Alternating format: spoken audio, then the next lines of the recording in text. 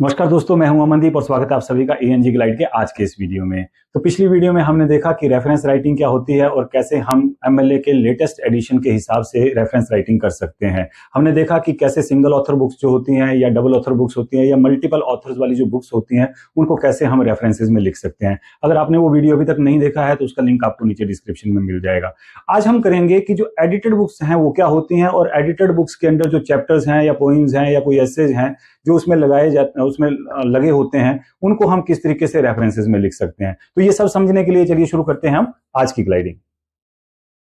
तो MLA style के हिसाब से रेफरेंसेस किस तरीके से लिखते हैं, तो हमने पहले देखा था कि जो ये वाला सेक्शन है, ऑथर की डिटेल लिखना, बुक के टाइटल लिखना या पब्लिकेशन डिटेल लिखना, ये हम पिछले वीडियो में सीख चुके हैं। आज हम देखेंगे कि किसी भी बुक में जो एडिटेड बुक्स रहती हैं वो क्या होती हैं, एडिशंस क्या होते हैं, और उसमें जो चैप्टर्स हैं या उसमें जो पोएम्स हैं या उसमें कोई एस्से की कलेक्शन है, उनको हम किस तरीके से रेफरेंसेस में लिख सकते हैं। तो सबसे पहले तो हमें ये पता होना चाहिए कि किसी भी बुक का कोई एडिशन से क्या मतलब होता है। एडिशन से मतलब होता है, जैसे एमएलए स्टाइल शीट में हमने देखा एमएलए का 9th एडिशन। कहने का मतलब है एक बुक जो है वो पब्लिश होती है, उसके कुछ समय के बाद, सालों के बाद, महीनों के बाद या सालों के बाद ऑथर्स को लगता है कि भाई नहीं, ये आउटडेटेड हो रही है, कुछ नई इन्फॉर्मेशन के हिसाब से इसको नए तरीके से दोबारा से लिखना चाहिए। थोड़ा सा चेंजेस करके वो उसका सेकंड एडिशन निकालते हैं, थर्ड एडिशन निकालते हैं, फिफ्थ एडिशन निकालते हैं।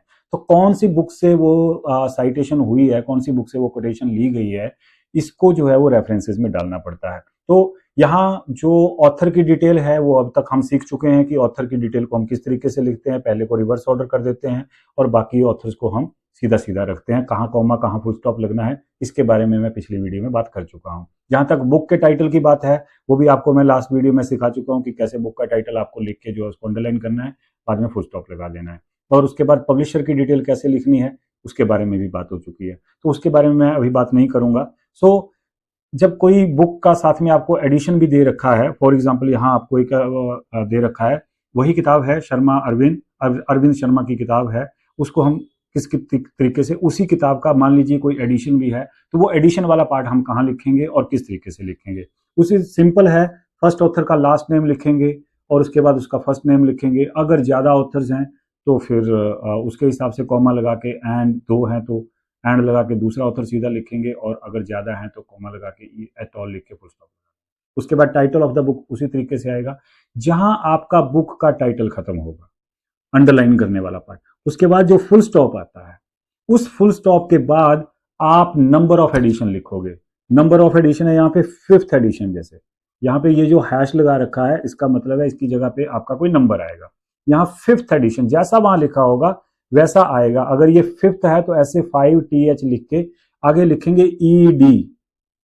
ईडी जो लिखेंगे वो क्योंकि एक एब्रीवेशन है, उसके बाद आएगा फुल स्टॉप और उसके बाद आएगा कॉमा।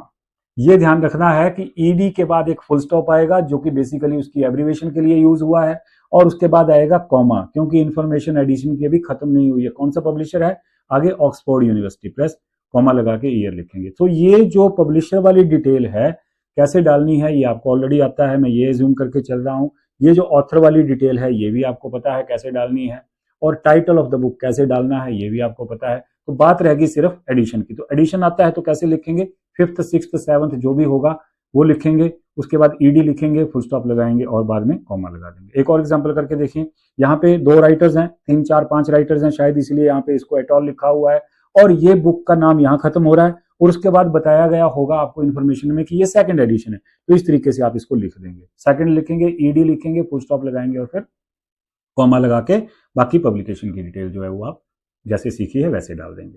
राइट। अब दूसरी बात है कि ऐसी कुछ बुक्स होती हैं जो कलेक्शन होती हैं, जिसमें अलग अलग चैप्टर्स रहते हैं अलग अलग राइटर्स के, लेकिन उसका कोई एक सिंगल एडिटर होता है, या कोई एस्से की कलेक्शन है। काफी सारे लोगों ने एस्से लिखे लेकिन वो एक ही बुक में आ रहे हैं, सब एस्से के राइटर अलग अलग हैं। इसी तरीके से पॉइंट्स हैं, और या कोई और चीज आर्टिकल्स हो सकते हैं। उसमें क्या है कि अलग अलग राइटर्स के वो आर्टिकल्स हैं, पोइम्स हैं, और एक आदमी ने उसको कलेक्ट किया और उसका एडिटर बन के किताब छाप दी। तो ऐसे में क्या करना है, हो सकता है जैसे आपको यहां दे रखा है, पोइम है जिसका नाम टाइटल है stopping by woods on a snowy evening. Writer कौन है उसका, रॉबर्ट फ्रॉस्ट। अभी सबको पता है कि रॉबर्ट फ्रॉस्ट ने लिखी है, लेकिन जिस बुक में ये पब्लिश हुई है उस बुक का नाम है the poetry of Robert Frost. ये बुक का टाइटल है, ये वाला बुक का टाइटल है। और एडिटर है उस बुक का, एक एडिटर है, उसने जिसने कंपाइल करी है, कलेक्शन करी है, उसके साथ कोई नोट्स लगाए होंगे, कुछ किया होगा उसने, उसका नाम है एडवर्ड कॉनली लेथम। राइट, ये एडिटर है, याद रखिएगा, जो एडिटर है, ये एडिटर का काम होता है कि अलग अलग चीजों को कंपाइल कर, इकट्ठा करके उनको कंपाइल करके एक बुक के फॉर्मेट में ले जाना। ये नाम लिखा होता है, आपको दिया होगा। उसके बाद पब्लिकेशन डिटेल है।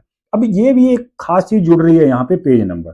पेज नंबर से मतलब होता है कि क्योंकि हम सिर्फ एक पोइम की बात कर रहे हैं, हम सारी किताब की बात नहीं कर रहे हैं, हमने सिर्फ एक पोइम है जिसका नाम है stopping by woods on a snow evening, वहां से हमने कोई ले ली है ना, miles to go before I sleep वाली लाइनें आपने उठा ली। कहाँ से उठाई? एक बुक है, उसमें अलग अलग राइटर्स के नाम हो सकते हैं, अलग अलग राइटर्स की पोइम्स हो सकती है, या किसी सिंगल राइटर की भी हो सकती हैं, उसका एक एडिटर होगा, वहां से हमने ले ली। अब इसको कैसे कोट करेंगे? ठीक है, तो उसके लिए हमें रेफरेंसेस का पैटर्न जो है वो समझना पड़ेगा।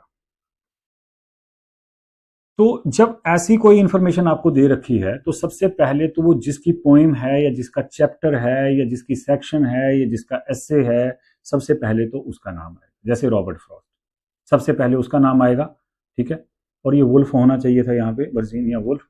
तो ये स्पेलिंग सॉरी टाइपिंग मिस्टेक है।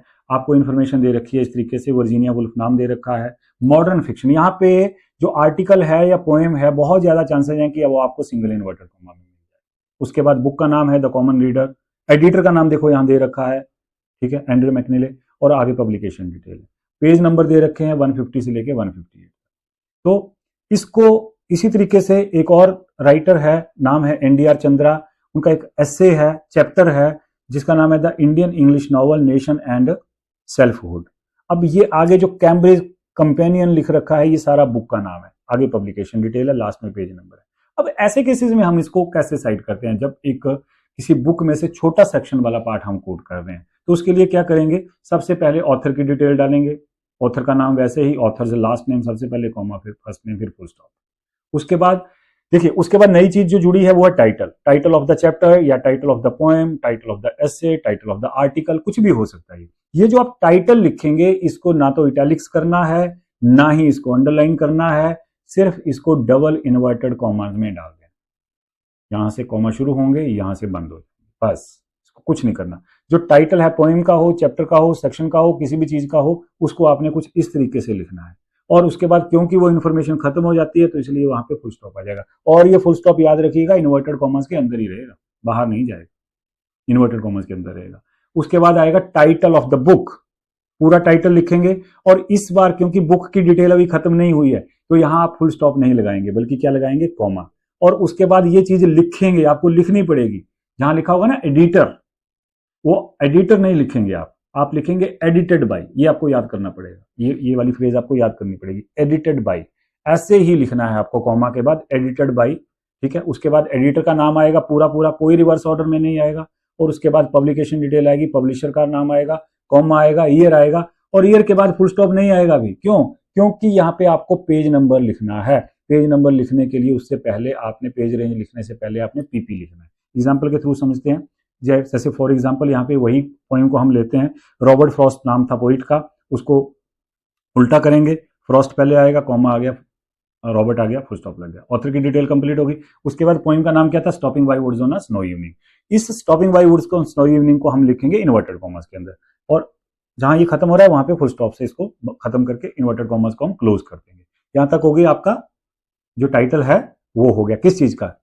चैप्टर का या पोएम का। उसके बाद है बुक का नाम। बुक का नाम देखिए, ये है the poetry of Robert Frost. इसको आपने अंडरलाइन करना है, हैंड रिटन केस में इसको अंडरलाइन करना है। अगर ये टाइप्ड मैटर है तो ये इटैलिक्स होता है, लेकिन हैंड रिटन केस में, जैसे मैंने पिछले वीडियो में बताया था, ये अंडरलाइन होता है। उसके बाद कॉमा लगाएंगे, और यहां क्योंकि डिटेल खत्म नहीं हुई है, लिखेंगे एडिटेड बाय। एडिटेड बाय लिखने के बाद एडिटर का नाम लिखेंगे सीधा सीधा ही, कोई रिवर्स ऑर्डर में नहीं। फिर कॉमा लगाएंगे, पब्लिशर का नाम लिखेंगे, जो भी है यहाँ पे पब्लिशर के नाम के बीच में ही एंड है, तो हम इसको नहीं छेड़खानी करेंगे कोई भी, ठीक है। उसके बाद कॉमा लगा के ईयर ऑफ पब्लिकेशन आएगा, और फिर कॉमा लगा के आप लिखेंगे पीपी। याद रखिएगा, आपको इस तरीके से लिखना है, स्मॉल में 2 पी डालने हैं स्मॉल में, और फिर आपने जो है वो पीपी लगाने के बाद आपने फुल स्टॉप डालना है। और उसके बाद आपने जो पेज रेंज वहां पे दे रखी है 224 to 25, ये हाइफन के साथ ही जनरली दिया होता है, और आपको वैसे जैसे लिखा होगा आपको वैसे ही उसको वहां पे मार्क कर देना है। और एग्जाम्पल के साथ समझने की कोशिश करते हैं। यहाँ पे देखिए, आपको कोई डिटेल दे दी, मान लीजिए जो वर्जीनिया वुल्फ वाली थी, उल्टा कर देंगे, वुल्फ पहले आ जाएगा, कॉमा लगा के वर्जीनिया ऑथर की डिटेल होगी। उसके बाद चैप्टर का टाइटल क्या था? चैप्टर का टाइटल था मॉडर्न फिक्शन। मॉडर्न फिक्शन को लिखेंगे इन्वर्टेड कॉमाज में, फुल स्टॉप अंदर ही रहेगा, मॉडर्न फिक्शन को लिखेंगे इन्वर्टेड कॉमाज में। उसके बाद आएगा बुक का टाइटल। बुक का टाइटल क्या है? The common reader. यहाँ पे द कॉमन रीडर, ये बुक का टाइटल है, इसको अंडरलाइन कर देंगे। उसके बाद लगाएंगे कॉमा, फिर लिखेंगे एडिटेड बाय, और जो भी आपको एडिटर का नाम दिया होगा वहां पे लिखा होगा, वहां पे एडिटेड बाय या एडिटर लिखा होगा, वो आप लिखेंगे एंड्रयू मैक। कॉमा लगाएंगे, पब्लिशर का नाम लिखेंगे, कॉमा लगाएंगे, ईयर लिखेंगे, कॉमा लगाएंगे, फिर लिखेंगे फिर से PP dot, small P dot, और फिर पेज रेंज जो आपको दी होगी वो लिखें। आपको जो अलग से बनाना पड़ेगा वो है एडिटेड बाय और पीपी, ये वहां नहीं होगा। इसी तरीके से जो एनडीआर चंद्रा की थी उसको देखते हैं।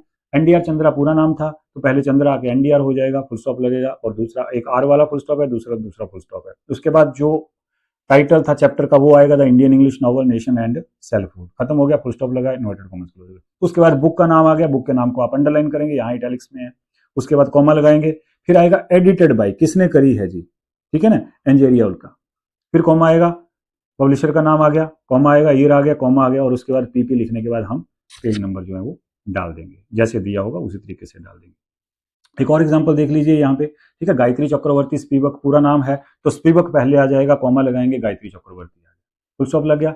ऐसे का नाम है कैनदस वॉल्टन स्पीक। अब देखिए इसमें ये फुल स्टॉप की जगह साइन ऑफ इंटरोगेशन इसलिए आ रहा है क्योंकि ये एसए में लग रखा है, तो हम अलग से फुल स्टॉप नहीं लगा रहे हैं यहाँ पे, एसए में लग रखा है, इसी तरीके से लिखेंगे इन्वर्टेड कॉमा में, बुक का नाम है, आगे जो इटैलिक्स में लिख रखा है ये बुक का नाम है, यहाँ तक आप इसको अंडरलाइन कर देंगे, कॉमा लगाएंगे, एडिटेड बाय दिस, ये राइटर का नाम। यहाँ पे दो एडिटर्स हैं, देखिए, this Patrick Williams and Laura Chrisman, दो एडिटर्स हैं। तो जैसे आपको एडिटर्स के नाम दिए गए हैं आपने वैसे ही लिखने, दो हैं तो दो, तीन है तो तीन, यहाँ आपने कोई छेड़खानी नहीं करनी है, कोई रिवर्स नहीं करना है, कोई एटॉल नहीं लिखना है, ठीक है। उसके बाद पब्लिशर का नाम और लास्ट में उसी तरीके से पेज जो है वो आप नंबर लिख देंगे, ठीक है। तो प्रैक्टिस के लिए आपको यहाँ पे ये 4-5 दे रखे हैं, आप इनका जो है वो रेफरेंसेस लिखने की कोशिश करिए इस तरीके से, और इसकी जो आंसर की है वो आपको हमारे टेलीग्राम चैनल पर मिल जाएगी। तो आई होप कि ये वीडियो आपको इन्फॉर्मेटिव लगा होगा और ये पिछले वीडियो के साथ जुड़ा हुआ है।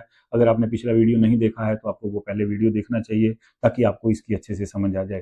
जो लास्ट वाला पार्ट बचता है आपके इस यूनिट का कि कैसे कोई जर्नल आर्टिकल को हम रेफरेंसेज में लिख सकते हैं, वो आपको आगे आने वाले वीडियोज़ में मिलेगा। तो मिलते हैं नेक्स्ट वीडियो में। अगर वीडियो अच्छा लगा है तो इसे जरूर बाकी अपने दोस्तों के साथ भी शेयर करिए। तब तक के लिए थैंक यू वेरी मच।